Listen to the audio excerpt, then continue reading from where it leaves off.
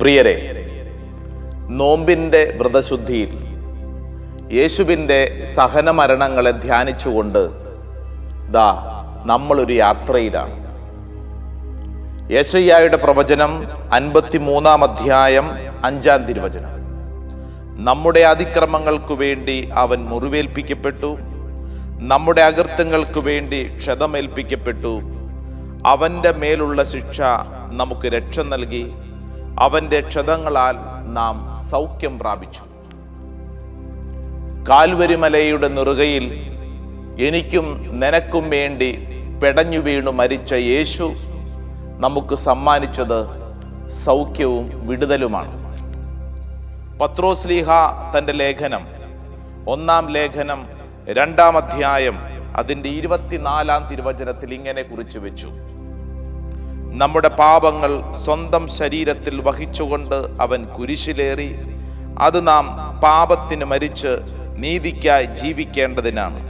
അവൻ്റെ മുറിവിനാൽ നിങ്ങൾ സൗഖ്യമുള്ളവരാക്കപ്പെട്ടിരിക്കുന്നു. അവൻ്റെ മുറിവിനാൽ എനിക്കും നിനക്കും സൗഖ്യം. പ്രിയരെ, ഈ യാത്രയിൽ വലിയ സൗഖ്യം പ്രാപിച്ചുകൊണ്ട് നമ്മൾ പങ്കെടുക്കുകയാണ്. കൊല്ലപ്പെടാൻ കൊണ്ടുപോകുന്ന കുഞ്ഞാട്. ഈ യാത്രയിൽ ഇന്ന് നാം ധ്യാനിക്കുന്നു നോവും അൻപും.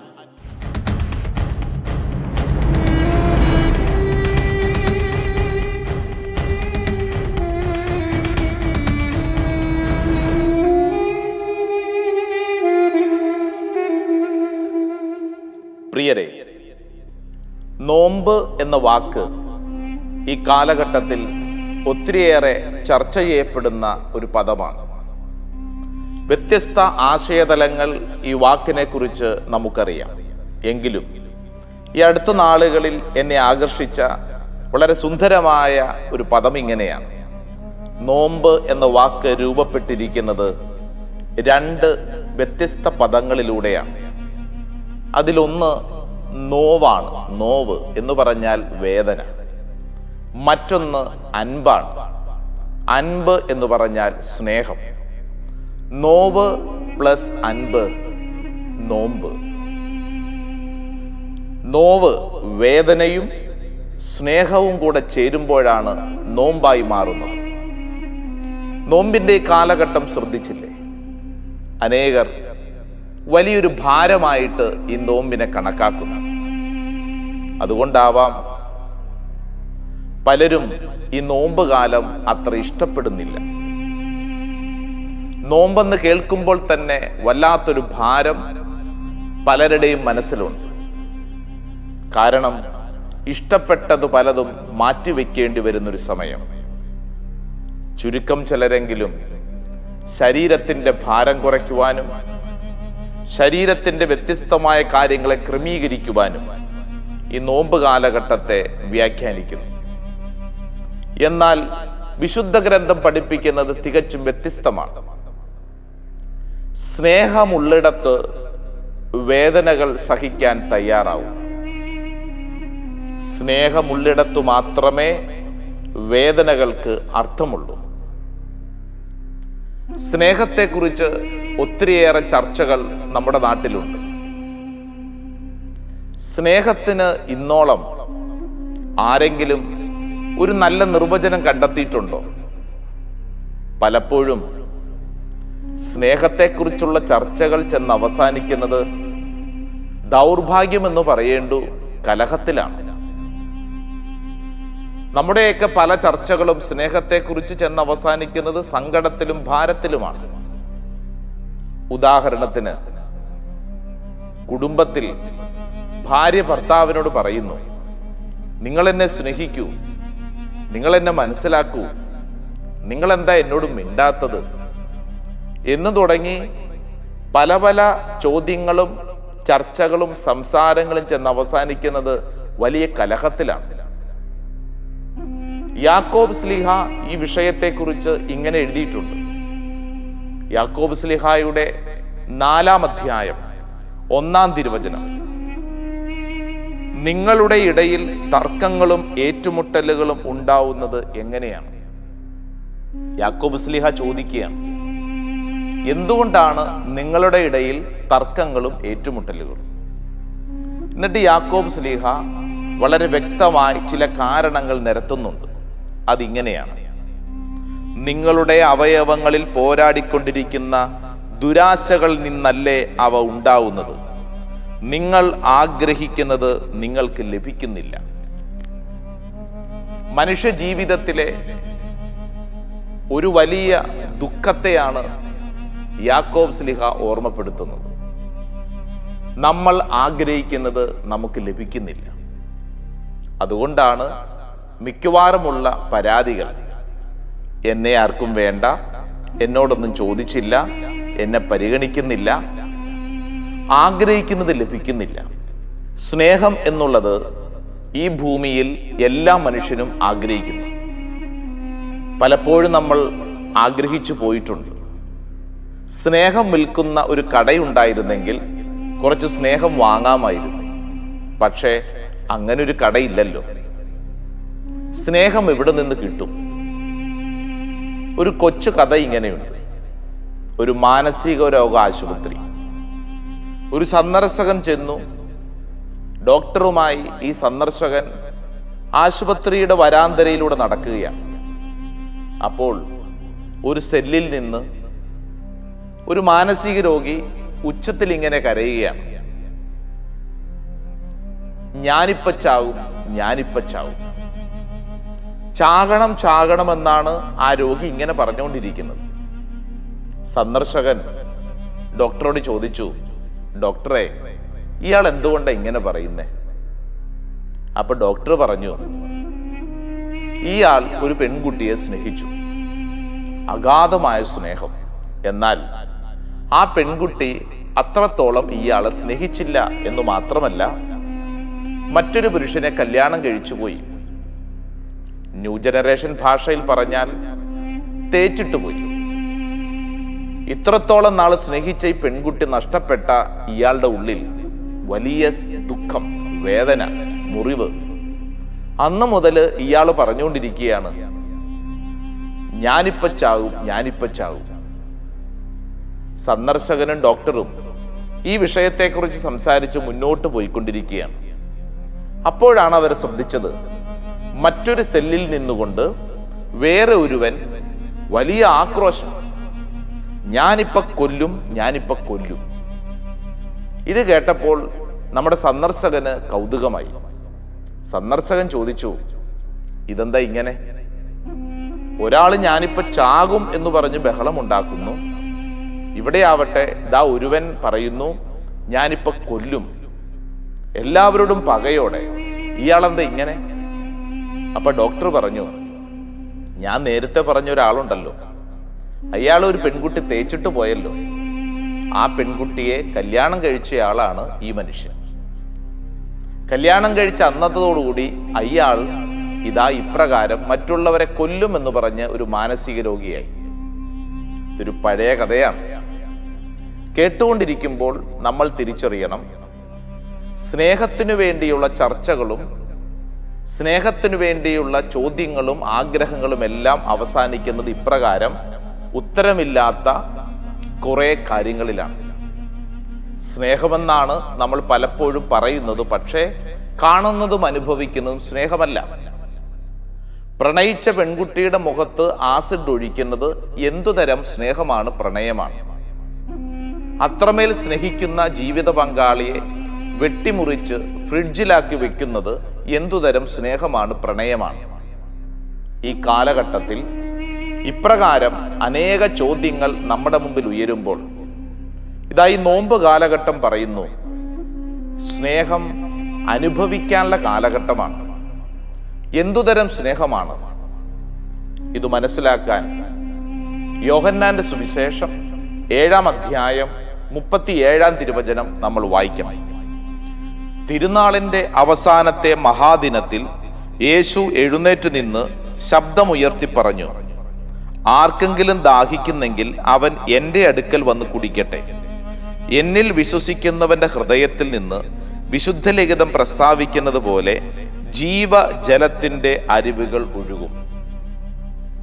വളരെ വ്യക്തമായി ഈശോ പറയുകയാണ്, നിനക്ക് ദാഹമുണ്ടോ? എങ്കിൽ നീ എൻ്റെ പക്കൽ വരിക. നമ്മുടെ എല്ലാവരുടെയും ഉള്ളിൽ വല്ലാത്ത ദാഹമുണ്ട്. എന്തിനു വേണ്ടിയുള്ള ദാഹം? വെറും ജലം കുടിച്ചാൽ തീരുന്ന ദാഹമാണോ? അല്ല എന്ന് നമുക്ക് വ്യക്തമായി അറിയാം. പല കാര്യങ്ങൾക്കു വേണ്ടി ദാഹിക്കുന്ന മനസ്സാണ് നമ്മുടേതൊക്കെ. ഇതിനെക്കുറിച്ച് യോഹന്നാൻ തന്റെ സുവിശേഷം 4-ാം അധ്യായത്തിൽ വളരെ ഭംഗിയായി പറഞ്ഞിട്ടുണ്ട്. നമുക്ക് വളരെ പരിചയമുള്ള ഒരു സ്ത്രീയെക്കുറിച്ചാണ്.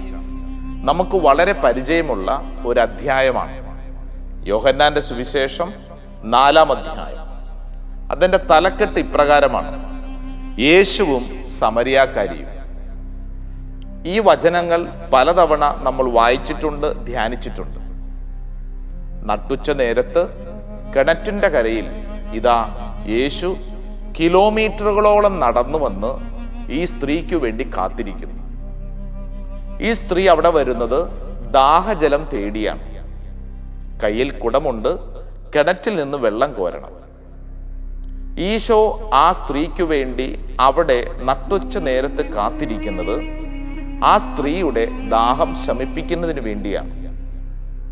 വളരെ സുന്ദരമായ ആശയവിനിമയമാണ് ആ സ്ത്രീയും യേശുവും തമ്മിൽ ആ കിണറ്റിൻ കരയിൽ വെച്ച് നടത്തുന്നത്. സംഭാഷണ മധ്യേ ഈശോ ചോദിക്കുന്നു, നിന്റെ ദാഹം ശമിപ്പിക്കാനുള്ള ചില വഴികൾ എൻ്റെ പക്കലുണ്ട്. ആ സ്ത്രീക്ക് മനസ്സിലാവുന്നില്ല. ചോദ്യം വ്യക്തമാക്കിക്കൊണ്ട് ഈശോ പറഞ്ഞു, നിന്റെ ഭർത്താവ് എവിടെ? അപ്പോൾ അവൾ പറഞ്ഞു, എനിക്ക് ഭർത്താവില്ല. പ്രിയരെ, ഈശോ വളരെ വ്യക്തമായി അവളുടെ ഉള്ളിൻ്റെ ഉള്ളിലുള്ള വലിയൊരു ദാഹത്തെക്കുറിച്ചാണ് ഓർമ്മപ്പെടുത്തിയത്. അവളുടെ ഉള്ളിൽ സ്നേഹത്തിനു വേണ്ടിയുള്ള നിലയ്ക്കാത്ത വലിയൊരു ദാഹമുണ്ട്.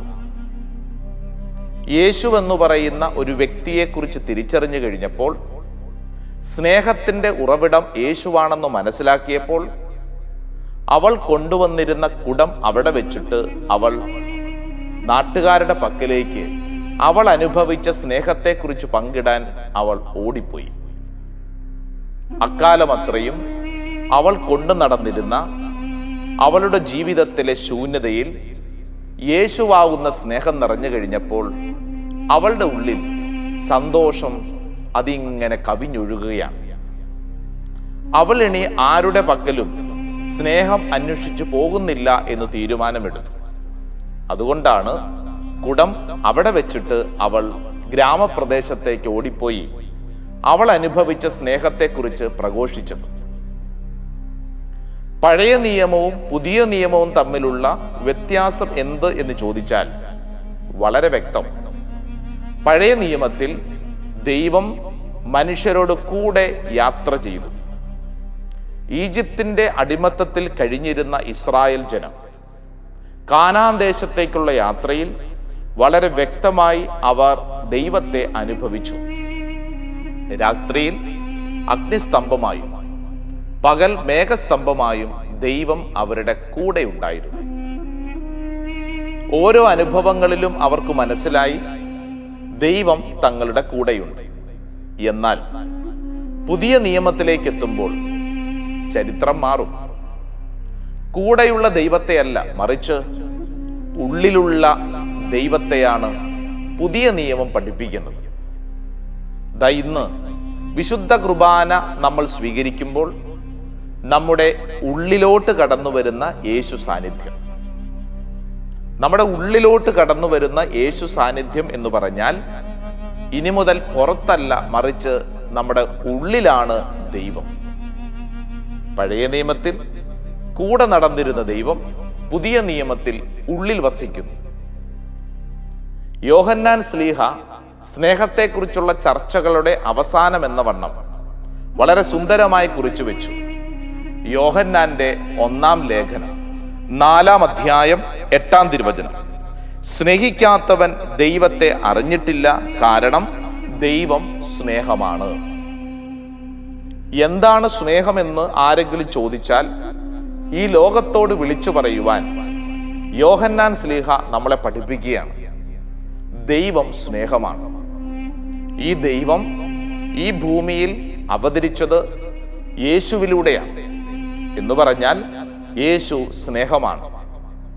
യേശുവാകുന്ന സ്നേഹം ഒരു വ്യക്തി ഉള്ളിലോട്ട് സ്വീകരിച്ചു കഴിഞ്ഞാൽ പിന്നെ ഒരിക്കലും മറ്റുള്ളവരുടെ മുമ്പിൽ കൈ നീട്ടേണ്ടതില്ല.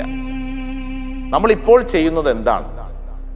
മറ്റുള്ളവരോട് നമ്മൾ യാചിക്കുകയാണ്, നിങ്ങൾ എന്നെ സ്നേഹിക്കൂ, നിങ്ങൾ എന്നെ പരിഗണിക്കൂ, നിങ്ങൾ എന്നോട് ചോദിക്കൂ.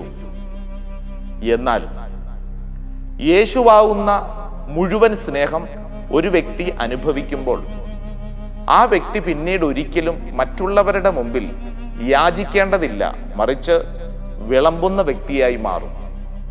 സ്നേഹം വിളമ്പുന്ന വ്യക്തിയായി മാറും. വിശുദ്ധ അഗസ്റ്റിൻ തൻ്റെ ജീവിതത്തെക്കുറിച്ച് കുറിച്ചു വെച്ചിരിക്കുന്നത് ഇപ്രകാരമാണല്ലോ: ദൈവമേ, അങ്ങയിൽ വിലയം പ്രാപിക്കുമ്പോളം ഞാൻ അസ്വസ്ഥനായിരിക്കുന്നു. ദൈവമേ, അങ്ങയുടെ സ്നേഹമാണ് എൻ്റെ ഹൃദയത്തിൽ നിറയേണ്ടത്. ഒരു വ്യക്തിയുടെ ഉള്ളിൽ ദൈവീകമായ സ്നേഹം നിറയുമ്പോൾ ആ വ്യക്തിയുടെ പരാതിയും പരിഭവവും അവിടെ അവസാനിക്കും. പലപ്പോഴും നമ്മുടെ സങ്കടങ്ങളും ഭാരങ്ങളും എടുത്തുവെച്ച് സ്വർഗത്തിലേക്ക് നമ്മൾ ചോദിക്കുന്നു, ദൈവമേ, ഇതെന്തുകൊണ്ട് ഇങ്ങനെ? പിതാവായ ദൈവം ഈ ഭൂമിയിലെ ഒരു സുന്ദരമായ ദൃശ്യം കാണിച്ചു തന്നിട്ട് ഇങ്ങനെ പറയും. ആ ദൃശ്യം മറ്റൊന്നുമല്ല, കാൽവരി മലയുടെ നെറുകയിൽ എനിക്കും നിനക്കും വേണ്ടി പെടഞ്ഞു വീണ് മരിച്ച യേശുവിന്റെ രൂപമാണ്. യോഹന്നാന്റെ സുവിശേഷം 3-ാം അധ്യായം 16-ാം തിരുവചനത്തിൽ നമ്മൾ വായിച്ചു പഠിക്കുന്ന തിരുവചനം എന്തെന്നാൽ, അവനിൽ വിശ്വസിക്കുന്ന ഏവനും നശിച്ചു പോകാതെ നിത്യജീവൻ പ്രാപിക്കുന്നതിന് വേണ്ടി തൻ്റെ ഏകജാതനെ നൽകാൻ തക്കവിധം ദൈവം ലോകത്തെ അത്രമാത്രം സ്നേഹിച്ചു. നമ്മുടെ ജീവിതത്തിലെ ദുഃഖങ്ങളും ഭാരങ്ങളും എടുത്തുയർത്തി പിതാവായ ദൈവത്തോട് ചോദിക്കുമ്പോൾ ആ പിതാവായ ദൈവം നമുക്ക് കാണിച്ചു തരുന്ന സുന്ദരമായ ദൃശ്യം, കാൽവരി മലയിൽ എനിക്കും നിനക്കും വേണ്ടി പിടഞ്ഞു മരിക്കുന്ന യേശുവിന്റെ രൂപം. ആ ഈശോ എന്നോടും നിന്നോടും പറയുന്നു, ഇത്രമേൽ ഞാൻ നിന്നെ സ്നേഹിച്ചു. സ്നേഹത്തിന്റെ അളവ് ചോദിച്ചാൽ ഈശോ 2 കരങ്ങളും വിരിച്ചു പിടിച്ചിരിക്കുന്നു. ആകാശത്തിനും ഭൂമിക്കും മധ്യേ ഉയർത്തപ്പെട്ട യേശു ഇതാ പറയുന്നു, ഇത്രമേൽ ഞാൻ നിന്നെ സ്നേഹിക്കുന്നു. സ്നേഹത്തിന്റെ അളവുകോല് കുരിശിലാണ് അളക്കപ്പെടുന്നത്. അത്രമേൽ എന്നെയും നിന്നെയും ഈശോ സ്നേഹിക്കുന്നു. കുരിശു മരണത്തോളം അത്രമേൽ എന്നെയും നിന്നെയും യേശു സ്നേഹിക്കുന്നു.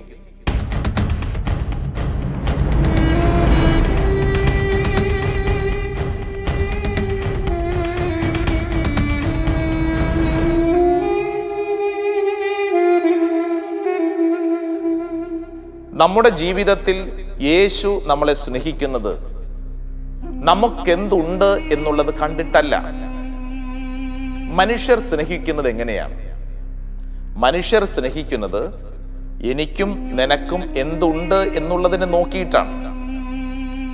വിവാഹ ആലോചനകളുമായി മുന്നോട്ട് നീങ്ങുമ്പോൾ ഒരു ചെറുക്കൻ പെണ്ണിൽ നിന്ന് ചിന്തിക്കുന്നതും ആഗ്രഹിക്കുന്നതും, ഇവളെ കല്യാണം കഴിച്ചാൽ എനിക്കെന്ത് കിട്ടും, എനിക്കെന്തും മെച്ചം. നേരെ തിരിച്ചും മാതാപിതാക്കൾ മക്കൾ നിന്ന് ചിന്തിക്കുന്നു, ഇവരിൽ നിന്ന് എനിക്കെന്ത് കിട്ടും. മക്കൾ മാതാപിതാക്കൾ നിന്ന് ചിന്തിക്കുന്നു, അവരാഗ്രഹിക്കുന്നു, ഇവരിൽ നിന്ന് എനിക്കെന്ത് കിട്ടും. എത്ര വലിയ സ്നേഹബന്ധങ്ങളാണെങ്കിലും ഈ കൊടുക്കൽ വാങ്ങൽ ചിന്തകൾ ഇതിൻ്റെ പിന്നിലുണ്ട്. സ്നേഹത്തെ ഒരു കച്ചവടമാക്കി മനുഷ്യബന്ധങ്ങൾ കണക്കാക്കുമ്പോൾ ഈശോ നമ്മളോട് പറയുന്നു, നിനക്കെന്തുണ്ട് എന്നുള്ളതിനെ ആശ്രയിച്ചല്ല നിന്നെ ദൈവം സ്നേഹിക്കുന്നത്, മറിച്ച് നീ എന്താണോ അതാണ് ദൈവം നിന്നെ സ്നേഹിക്കുന്നത്. നീ എന്താണോ അതാണ് യേശു നിന്നെ സ്നേഹിക്കുന്നത്. നമുക്കുള്ള കുറവുകൾ ഈശോയ്ക്കറിയാം. ഒരിക്കലും നമുക്ക് നമ്മുടെ കുറവുകൾ യേശുവിൻ്റെ മുമ്പിൽ മറച്ചു പിടിക്കാൻ പറ്റില്ല. നാട്ടുകാരുടെയും വീട്ടുകാരുടെയും കൂട്ടുകാരുടെയും മുമ്പിൽ നമുക്ക് പലതും മറച്ചു പിടിക്കാം. എന്നാൽ ദൈവത്തിൻ്റെ മുമ്പിൽ ഒന്നും മറച്ചു വയ്ക്കാൻ പറ്റില്ല. എങ്കിലും ദൈവം പറയുന്നു, നീ ആയിരിക്കുന്ന അവസ്ഥയിൽ നിന്നെ എനിക്ക് ഇഷ്ടമാണ്, ഞാൻ നിന്നെ സ്നേഹിക്കുന്നു.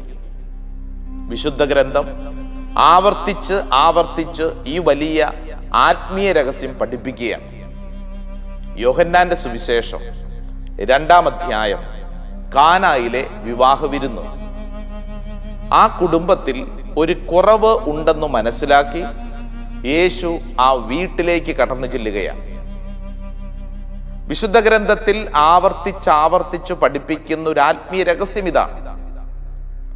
യേശുവാകുന്ന സ്നേഹം എവിടെ കുറവുകളുണ്ടോ അവിടേക്ക് ഇറങ്ങിച്ചെല്ലുന്ന സ്നേഹമാണ്. കുറവുകൾ ഉള്ളിടത്ത് യേശു കടന്നു വരും. കാനായിലെ വിവാഹ വിരുന്നിൽ ഒരു കുടുംബത്തിന്റെ കണ്ണുനീര് കണ്ട് ഈശോ ആ കുടുംബത്തിലേക്ക് ഇറങ്ങിച്ചെന്നു. നിന്റെ കുടുംബത്തിൽ എന്ത് കുറവുണ്ടോ ആ കുറവ് കണ്ടെത്തി ആ കുറവ് നികത്താൻ കടന്നു വരുന്ന ഒരു ദൈവസ്നേഹം. അതാണ് യഥാർത്ഥത്തിലുള്ള സ്നേഹം. വിശുദ്ധ യോഹന്നാന്റെ സുവിശേഷം 5-ാം അധ്യായം, വളരെ പരിചിതമായ സംഭവം. ബത്സയിദ കുളക്കരയിലെ രോഗശാന്തി. തിരുവചനം പഠിപ്പിക്കുന്നു, 38 വർഷമായി തളർന്നു കിടക്കുന്ന രോഗി. ആ രോഗിയുടെ പക്കലേക്ക് യേശു കടന്നു വന്നു. ആ കുളക്കരയിൽ കിടക്കുന്ന രോഗിയെ സംബന്ധിച്ചിടത്തോളം ചില കാഴ്ചപ്പാടുകളോടുകൂടിയാണ് ആ രോഗി അവിടെ കിടക്കുന്നത്. അതുകൊണ്ടാണ് ഈശോ ചോദിച്ചതിനുള്ള മറുപടി ഇങ്ങനെയാ പറഞ്ഞത്, ഞാൻ ഇവിടെ കിടക്കാൻ തുടങ്ങിയിട്ട് നാളുകളേറെയായി, കുളത്തിലേക്ക് ഇറങ്ങാൻ ആരും എന്നെ സഹായിക്കുന്നില്ല. ആ കിടക്കുന്ന രോഗി സങ്കടം പറയുകയാണ്. ഈശോ ചോദിക്കുന്ന ചോദ്യം വളരെ വ്യക്തം, നിനക്ക് സൗഖ്യം വേണോ? എന്നാൽ ആ രോഗി അവിടെ കിടന്ന് പിറുപിറുക്കുകയാണ്. പിറുപിറുക്കുന്ന, ജീവിതത്തിൽ 38 വർഷമായി സങ്കടത്തിൽ കഴിയുന്ന ആ രോഗിയുടെ പക്കലേക്ക് യേശു കടന്നു ചെന്നു. പ്രിയരെ, വിശുദ്ധ ഗ്രന്ഥം ആവർത്തിച്ച് പഠിപ്പിക്കുന്ന ദൈവസ്നേഹം എന്ന് പറയുന്നത് തേടി വരുന്ന ദൈവസ്നേഹമാണ്. നിന്റെയും എൻ്റെയും ജീവിത അനുഭവങ്ങളിലേക്ക് കടന്നു വരുന്ന ദൈവസ്നേഹം. ഈ നോമ്പ് കാലഘട്ടം യഥാർത്ഥ സ്നേഹം തിരിച്ചറിയുന്നതിനുള്ള ഒരു കാലമാവട്ടെ. പലതരം സ്നേഹാനുഭവങ്ങൾ കുടുംബത്തിലും വ്യക്തിജീവിതത്തിലും അനുഭവിക്കുമ്പോൾ യഥാർത്ഥ സ്നേഹം അത് കുരിശിലാണ് വിരിഞ്ഞതെന്ന് ഈ കാലഘട്ടത്തിൽ മറ്റുള്ളവരോട് പ്രഘോഷിക്കാനുള്ള ഒരു സുവർണ അവസരം. ജീവിതത്തിൽ സങ്കടങ്ങളും ഭാരങ്ങളും അനുഭവിച്ച് വ്യത്യസ്ത പ്രാരാബ്ധങ്ങളിൽ കഴിയുന്നവരെ കണ്ടുമുട്ടുമ്പോൾ അവരോട് പറഞ്ഞു കൊടുക്കണം, നിന്നെ സ്നേഹിക്കുന്ന ഒരു ദൈവമുണ്ട്, നിന്റെ വേദനയിൽ നിന്നെ മനസ്സിലാക്കുന്ന ഒരു ദൈവമുണ്ട്. ഈ വലിയ പ്രഘോഷണത്തിനുള്ള കാലഘട്ടമാണ് നോമ്പ് കാലഘട്ടം. നോവും അൻപും. അൻപെന്ന സ്നേഹം തിരിച്ചറിയുന്നത് യേശുവിലാണ്. ആ യേശുവാകുന്ന സ്നേഹം തിരിച്ചറിഞ്ഞാൽ വേദനകൾ ഏറ്റെടുക്കാൻ നിനക്ക് സാധിക്കും. ഇല്ലെങ്കിൽ പരാതിയും പിറുപിറുപ്പുമായിരിക്കും. നിന്റെ വീട്ടിൽ നീ അനുഭവിക്കുന്ന വേദനകളെ നിനക്ക് സ്വീകരിക്കണമെങ്കിൽ, അംഗീകരിക്കണമെങ്കിൽ യേശുവാകുന്ന സ്നേഹം ഉൾക്കൊണ്ടാൽ അത് വളരെ എളുപ്പത്തിൽ സാധ്യമാവും. ഇല്ലെങ്കിൽ പരാതിയും പിറുപിറുപ്പുമായി ജീവിതം മുഴുവൻ നഷ്ടമാകും. നിനക്ക് തീരുമാനമെടുക്കാം. ഈ യാത്രയിൽ ഈശോ നിന്നോട് ചോദിക്കുന്നു, പരാതിപ്പെട്ട് ജീവിക്കണോ, സന്തോഷിച്ച് ജീവിക്കണോ? സന്തോഷിച്ച് ജീവിക്കണമെങ്കിൽ യേശുവിൻ്റെ മുഖത്ത് നോക്കി സ്നേഹം അനുഭവിച്ച് മറ്റുള്ളവർക്ക് സ്നേഹം വിളമ്പുന്ന ഒരു വ്യക്തിയായി മാറാം.